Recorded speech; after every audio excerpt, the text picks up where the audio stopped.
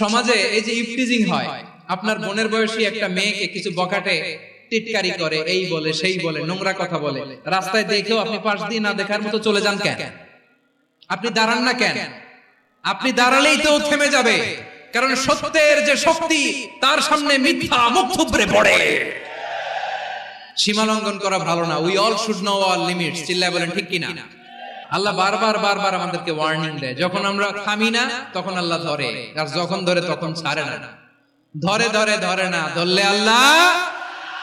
ফেরাউনকে কিন্তু হুট করে ধরে নাই, আপনারা জানেন, 9 বার ওয়ার্নিং দিয়েছে। বিশ্বনবী বলেছেন, সমাজে যে মুনকার দেখবে, খারাপ কাজ দেখবে, সেজন্য হাত দিয়ে সেটাকে থামায়। কি দিয়ে? আপনাদের তো হাত নাই না? হাত আছে। ওরা যেই হাত দিয়ে অন্যায় করে ওইটা প্রতিরোধের জন্য আমাদেরও হাত আছে না নাই? আমার প্রিয় ভাইয়েরা, ওরা ওদের যেই হাত দিয়ে টেন্ডারবাজি করে, চাঁদাবাজি করে, ইফটিজিং করে, দখলবাজি করে, যেই হাত দিয়ে, ওই মুনকার থামায় দেওয়ার জন্য আল্লাহর দিয়ে আমাদেরও দুটি হাত আছে না নাই? আমাদেরও হাত আছে। থামাইতে হবে, হিম্মত করতে হবে। আমার প্রিয় ভাইরা, না থামালে আমরাই ডুববো শেষমেশ। আমাদের বাঁচার জন্য হইলেও থামাইতে হবে। রব্বুল আলামিন বলেন, ওয়াত্তাকু ফিতনাতাল লা তুসিবান্নাল্লাযীনা যালামু মিনকুম খাসসা। ও আমার গোলামেরা, ওই আযাবকে ভয় করো যে আযাব যখন আমি জমিনের বুকে পাঠাই, শুধু জালেমদেরকেই মারি না, আলেমদেরকেও মারি। আযাব যখন আসে তখন শুধু জালিমই মরে না, আলেমও মরে। জানেন, মুসা আলাইহিস সালামের পায়ে একবার একটা লাল পোকা কামড় দিয়েছে, লাল পিঁপড়া। লাল পিঁপড়া কামড় দিলে খুব আরাম লাগে না? কি লাগে? হ্যাঁ, জ্বলে না? লাল একটা পিঁপড়া কামড় দিছে, তো উনি রেগে মেগে পাশি দেখে লাল পিঁপড়ার বাসা, পা দিয়ে ডলে মুছে সবগুলো পিঁপড়া মেরে ফেলেছে। এই ঘটনাটা আল্লাহ ঘটিয়েছেন। এজন্য মুসা আলাইহিস সালাম ছিলেন কালিমুল্লাহ, সরাসরি আল্লাহর সাথে কথা বলতেন। তিনি আল্লাহকে জিজ্ঞেস করেছিলেন, আল্লাহ, তুমি যখন কোন জনপদে আযাব পাঠাও, শাস্তি দাও, ওখানকার শুধু জালেমরাই তো মরে না, ভালো মানুষগুলাও মরে, তো আযাব দিবা মুশরিকদের উপর দিবা, অবাধ্যদের উপর দিবা, ভালো মানুষগুলারে মারো কেন? আল্লাহ বললেন, মুসা, তোমার যে কামড় দিছিল পায়ের মধ্যে পিঁপড়া, কয়টা পিঁপড়া? জোরে বলেন। একটা পিঁপড়া, তো সবগুলারে মারলা কেন? রেগে মেগে পুরো পিঁপড়ার বাসা ভেঙে মেসাকার করলা কেন? এই মুসা, আমি যখন অ্যাকশনে যাই, আমি যখন শাস্তি দেই, তখন এত বাস বিচার করা হয় না, বাস বিচার করা যায় না। যখন অ্যাকশনে যাওয়া হয়, ওইটা ডাইরেক্ট অ্যাকশন হয়ে যায়। চিল্লায় বলো ঠিক কি না? এজন্য আমাদের বাঁচার জন্য হলো এই পাপ থামাতে হবে, এই শয়তানের অট্টহাসি থামাতে হবে, অন্যায় অপরাধ সমাজ থেকে আমাদের থামাতে হবে। কারণ আযাব আসলে ওরাও মরবে, আমরাও মরবো। একটা জাহাজ 2 তলা, আপনি আছেন 2য় তলায়। শুনতেছেন? জাহাজ কয় তলা? আপনি কোন তলায়? 2য় তলায়। নিচের তলার কিছু লোক জাহাজের তলা ছিদ্র করতে আরম্ভ করছে। কি ছিদ্র করতেছে? আচ্ছা, জাহাজের তলা ছিদ্র করলে তলা দিয়ে কি ঢুকে? এখন আপনি যদি বলেন, আমার কি, আমি তো 2 তলায়, আমার কি, আমি তো সেফ, আমি তো সেফ জোন, আমি তো ভালো আছি, ওরা ছিদ্র করে ওরা মরবে। আসলে কি শুধু ওরা মরবে, নাকি তলা ফুটো হলে ভিতরে পানি ঢুকলে আপনারও শরীর সমাধি হবে? তলা দিয়ে যখন পানি ঢুকবে, জাহাজ ঢুকলে আপনিও মরবেন। এজন্য নিজে মরার আগে ওই পাগলগুলোর নিচতলায় যে থামাতে হবে। চিল্লায় বলেন ঠিক কি না? এজন্য আল্লাহ বললেন, মুনকার প্রতিরোধের দায়িত্ব সমাজের টপ টু বটম সবার। পুরো উম্মার দায়িত্ব, সরকার প্রধানের দায়িত্ব, প্রতিটি ফ্যামিলির প্রধান বাবার দায়িত্ব। বিশ্বনবী বললেন, প্রতিটি সচেতন মুসলিমের দায়িত্ব। এজন্য মুনকার প্রতিরোধ করার দরকার আছে না নাই? সমাজে এই যে ইফটিজিং হয়, আপনার বোনের বয়সী একটা মেয়েকে কিছু বকাটে টিটকারি করে, এই বলে সেই বলে, নোংরা কথা বলে, রাস্তায় দেখেও আপনি পাশ দিয়ে না দেখার মতো চলে যান কেন?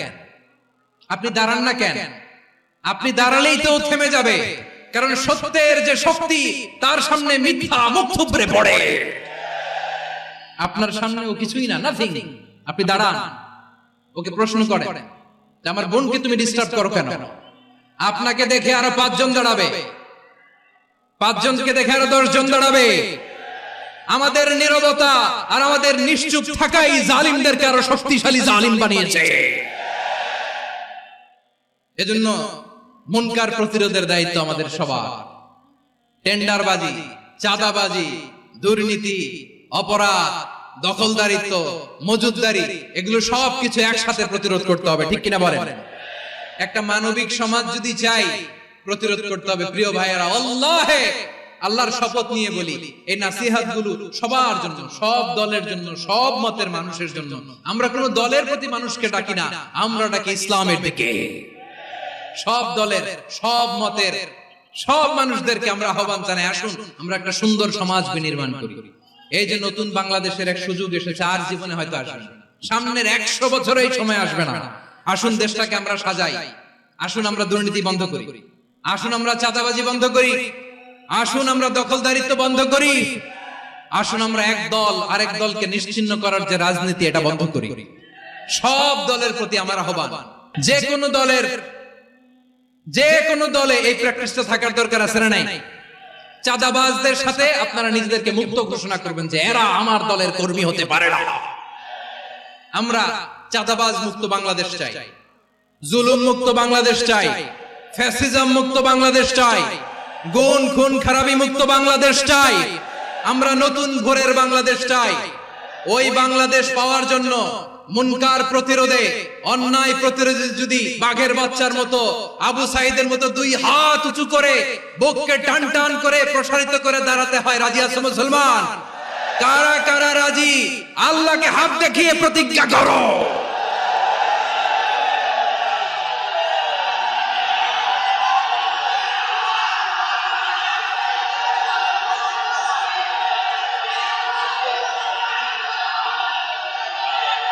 আমার প্রিয় ভাইয়েরা, বসুন বসুন আমার ভাইয়েরা। রাব্বুল আলামিন বলেন, ওয়ায়ানহা আনিল ফাহশাই ওয়াল মুনকারি ওয়াল বাগি ইয়াইদুকুম লাআল্লাকুম তাযাক্কারুন। আল্লাহ বললেন, আমি অশ্লীলতাকে নিষেধ করি, আমি সব ধরনের মন্দ কাজকে নিষিদ্ধ করি, সব শেষে আমি সীমা লঙ্ঘনকে তোমাদের জন্য নিষিদ্ধ করি। আলোচনা মনে আছে তো, না ভুলে গেছেন? নিষিদ্ধ করেছেন কয়টা জিনিস? 1 নম্বরে অশ্লীলতা, 2 নম্বরে মুনকার তথা সব মন্দ কাজ, 3 নম্বরে আল বাগি, সীমা লঙ্ঘন, ক্রসিং দ্য লিমিট। সীমা লঙ্ঘন করা ভালো না। We all should know our limits. চিল্লায় বলেন ঠিক কিনা? একই আয়াতে আল্লাহ বললেন, কুল ইন্নামা حرم ربي الفواحش ما ظهر منها وما بطن والإثم والبغي بغير الحق। অন্যায় ভাবে যে অবাধ্য হয়, যে সীমা লঙ্ঘন করে, তাদেরকেও আমি এটা হারাম করে দিলাম। সীমা লঙ্ঘন করা হারাম।